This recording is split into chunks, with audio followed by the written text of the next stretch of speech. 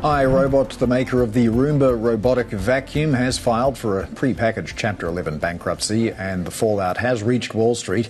Carlyle Group has lost more than $100 million on a loan to the firm, recovering just $39 million. Carlyle eventually sold the remaining debt at a steep discount to a subsidiary of China-based Pikia Robotics, which is now set to acquire iRobot through a court-supervised restructuring. Since its 2002 debut, iRobot has sold over 50 million units of the Roomba and remains a household name. For years, though, the company failed to compete effectively on technology and pricing, mainly against Chinese rivals, and lost market share. Regulators blocked Amazon's $1.7 billion acquisition in 2024, and losses mounted as President Trump's recent tariffs on Vietnam added more pressure. Well, iRobot was founded in 1990 by MIT innovators Colin Angel, Rodney Brooks and Helen Greiner, who joins us today to share her perspective on the company's fate, on robotics and what's next for the industry. And Helen served as iRobot's president until 2004 and chair until 2008. Helen, thanks so much for joining us today. I mean, as I outlined there, it's been a while since you've sat on the boards at iRobot, but this company was your baby. The Roomba was your baby. I'm wondering if you had any feelings about what's happening. Yeah, I'm a bit heartbroken today. Well, when we heard the news about the Chapter 11 bankruptcy, it's, building iRobot was a dream come true to me because I wanted to build robots since I was 11 years old and saw Star Wars. And we did it. We succeeded. And, there's lots of reasons why it has gone this way, but it's really a shame. It's heartbreaking. I'm just curious. We have to know. We were talking about this before the show. Do you still have a Roomba? I have many Roombas, including one of the first ones. And they do an excellent. They do an excellent job. They do an excellent job keeping the floors clean. One of the criticisms of the company, as we also outlined there, is iRobot failed to switch to LiDAR, which it almost feels like a Nokia moment. I'm wondering, if you'd stayed with the company, would you have recommended a switch to that technology? I probably would have, actually. I'm really surprised you bring that up. I almost didn't buy a Tesla because it didn't have LiDAR on it. Although I'm really glad I did because it's phenomenal. But yes, I've always been a fan of LiDAR because it can see in the dark and it doesn't have some of the problems that vision will have in edge cases. That's what we call them in the robot field. When things aren't quite what you expected. It's interesting that you mentioned Tesla and the hesitation you had in buying an EV that didn't use LiDAR. Do you see that as becoming a debate in the EV space, the camera versus LiDAR? And is it the same story?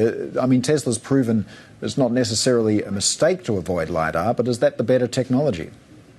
I think long term, Elon's right that it will be vision, but in the shorter term, until all the problems have been overcome, LiDAR does work well, especially when you're indoors and you may not want to put headlights on your robot to go around.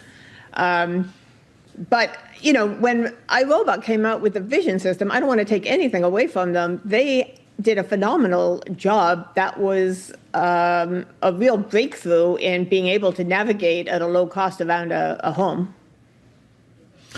Well, considering how global supply chains have evolved since your involvement with iRobot, do you feel that the company becoming part of the Chinese ecosystem and manufacturing and supply chains was, in a way, inevitable?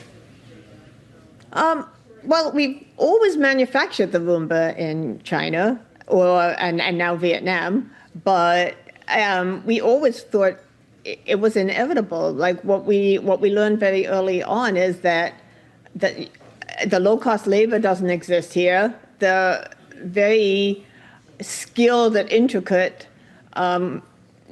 construction isn't here. I mean, there's lines of mostly women building Roombas in China and Vietnam. And also, you don't have the supply chain here. It really hasn't set up for manufacturing. There's a price point at which it you can manufacture in this country a car. I know Whirlpool does some washing machines here, but it's extremely, extremely difficult. And don't let anybody tell you otherwise. We certainly would have wanted to manufacture in the United States. And as the value of the robots go up and the costs, what people are willing to pay for them go up, I think they can be manufactured in the United States. But it certainly wasn't possible for these low-cost consumer products or things like high-end toys. It's something that is just not possible. Well, that is part of the motivation of President Trump's tariffs, is to bring that manufacturing back to the United States. Do you feel that it's going to make a difference for companies, well, maybe too late for iRobot, for other companies that were potentially facing the same situation? I think it will be hard to get a low-cost consumer product manufactured in this country.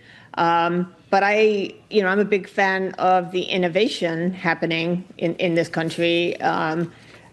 iRobot employed thousands of people. We got 50 million Roombas out there. It was a life-changing experience for a lot of people who worked there in engineering, marketing, and all kinds of other capacities. So I think having that part of it in the United States can work as well. How would you characterize the current state of competition between the US and China in the robotics space? Do you feel like any one country is leading? Where's most of the innovation happening now? Well, that's the issue. We were leading. iRobot proved that you could have a business around robots. And believe me, when we started in 1990, that was not at all, certainly the case. But we did it. We succeeded. Dream come true. And now it's really, iRobot, the assets are going to a Chinese company.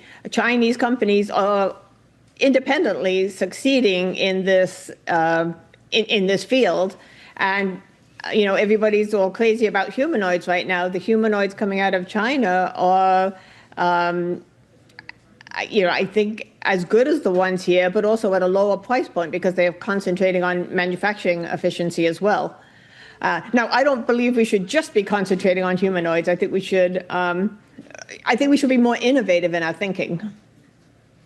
Yeah, I want to talk about some of that innovation in a second, but you mentioned U.S. technology heading to China in situations such as iRobot. I mean, you've also got a background as a U.S. military advisor. Are there any national security implications from these sorts of technology transfers? Well, I think there are. And there was a huge press outcry when Amazon was going to buy it, a great American company, right?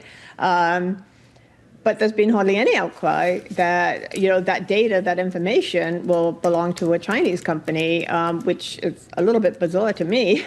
I do like, the Chinese companies I've always worked with have been tremendous partners, but I do wish that the data and everything stayed in this country. And there's secondary reasons why you really need it in this country, and that's the people that learn how to build robots, they go on and they build other robots, and it becomes an ecosystem of robotics, which is one of the things iRobot created. And you need that to happen in this country. And when things start in this country and then go to China, it happened in a bunch of fields, solar cell panels, batteries. They take the small companies when they find it hard to succeed and help them and get them to go to that next level. Helen, we're nearly out of time, but I do want to circle back to that point you made about humanoid robots not necessarily being the be-all and end-all. And I know that your latest product is very not human as well. Where do you see the action heading in terms of robotics in the next couple of years?